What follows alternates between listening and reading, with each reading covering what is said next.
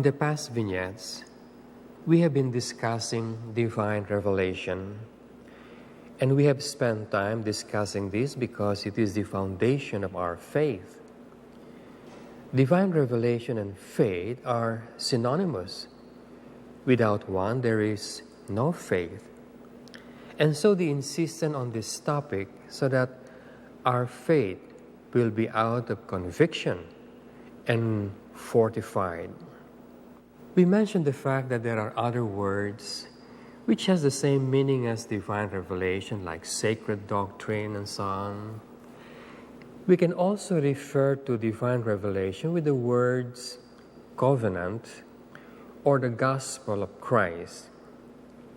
It is primarily a covenant because God promised to do something for us, but He demands something from us. This is the reason why we cannot stand by and simply accept divine revelation, because there is a demand. We have to fulfill that demand.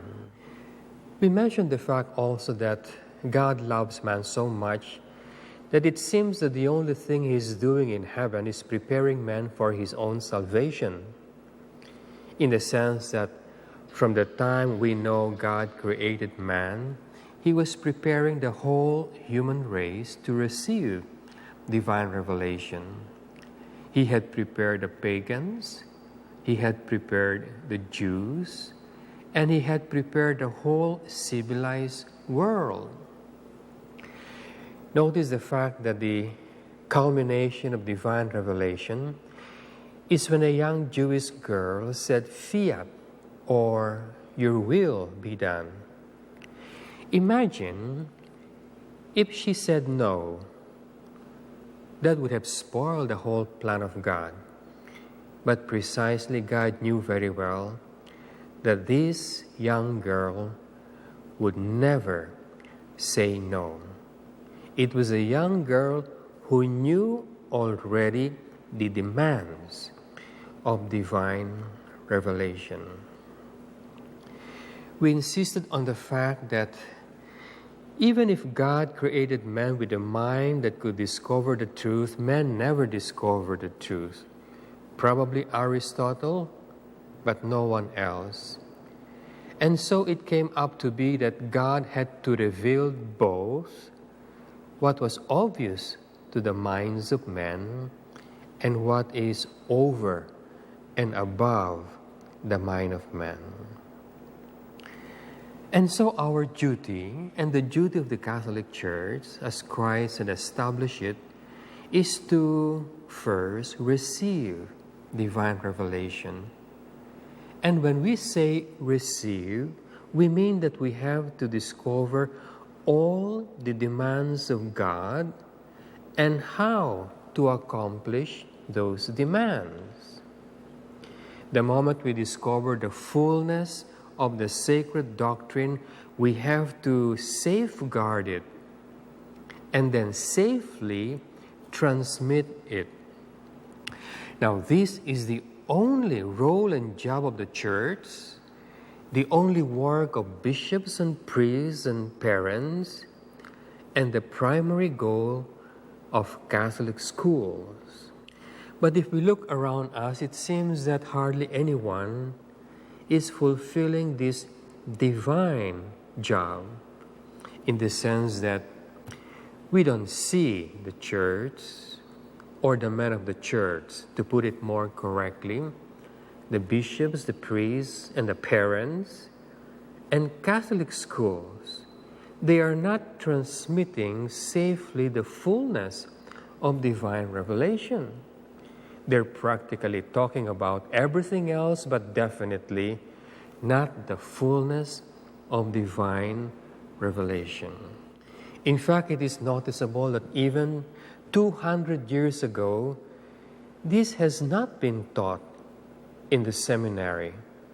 But our priests and bishops come from seminary, so how do you expect them to know it if for the last 200 years? And that is describing it charitably, because St. Vincent de Paul says, even 400 years ago, it was never taught in seminaries. And so what has happened is that if any bishop or priest or parent have learned divine revelation or this sacred doctrine, which we sometimes refer to as the commandments of Christ, it is because as private individuals, they have gone directly to the fonts of divine revelation, which is the fathers of the church. During the time of Europe, it is said that, well, at the time, the bishops and the priests were quite faithful to the sacred doctrine, and so they accomplished a wonder in the world that was never been accomplished before and will never be accomplished in the future. They Christianized Europe. A band of barbarians were converted to Christianity. They became very cultured, and they presented a golden civilization. Imagine, just because everybody was faithful to the sacred doctrine. But the tragedy of Europe is this. When they were climbing towards the heights of the golden era, they never managed to observe the entire sacred doctrine of the gospel. They never reached it. They were wanting. They were lacking. They were short. Until some wise Catholics thought that they knew better than God and began to simplify the teachings of Christ, reducing the Catholic religion or the Christian belief into 2 or 3 gospel sentences. The tragedy, even before Europe became Catholic, it became Protestant. And so the tragedy of the Catholic Church is that never in the history of man had anybody or any nation observed the fullness of the gospel. Probably individuals like St. Francis of Assisi, probably 1 or 2 small convents around like St. Clare. But as a nation or as a church, it seems no one have seen to reach the fullness of the observance of the gospel. To the point that Gilbert Chesterton, describing the world, expressed the fact that the Catholic Church has not been tried at all and found wanting. It is more that the Catholic Church and her teaching was found difficult and never tried. Divine revelation or sacred doctrine is something over and above human reason. Man cannot describe it on his own, because what God was revealing to us was a way of life only found in heaven and brought down to earth. And so no one really knows that way of life. It is a heavenly, angelic way of life, St. Augustine described it, and brought down to earth.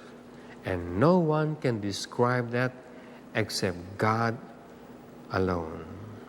In the last vignette, we describe the Catholic mind as one that has received the entire contents of sacred doctrine, who has preserved it without adding or subtracting, even the wordings.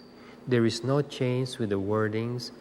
And thirdly, to transmit it as a whole without modification. It is important for us to preserve even the wordings, because divine revelation was given to us in a fixed form.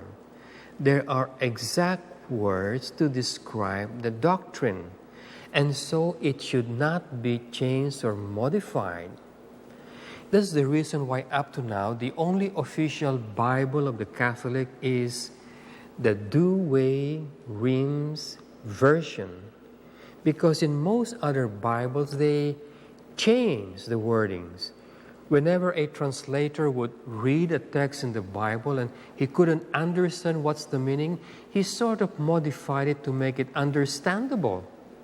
Or if a doctrine sounds too harsh, they would transform it into something charming and sweet. Now that should not be done by one who has a Catholic mind. Because of this, we refer to you that each one of us should precisely do these 3 steps. First reason is because in divine revelation, God told us to do so, that we must receive it, safeguard it, and transmit it. Besides, we mentioned the fact too, second reason, that if we don't do it, there is an anathema attached to it. And as you all know, an anathema means if you do certain things with anathema, we lose our souls. But the third is more important. We do not know the ultimate aim of divine revelation. We say that there is the gospel, the sacred doctrine, and we have to preach it because it is for the salvation of the world. Certainly not. It was given to us not for the salvation of the world, for as we have seen in the past vignettes, it was meant for a chosen few. It is for the salvation, but a chosen few. Now that is a goal of sacred doctrine, but the ultimate end is the glory of God. Christ very clearly stated that the purpose of sacred doctrine, the gospel, and the preaching is to purify unto himself a peculiar people, or saying it in other words, to purify a chosen few. That is the ultimate end of sacred doctrine. God bless you.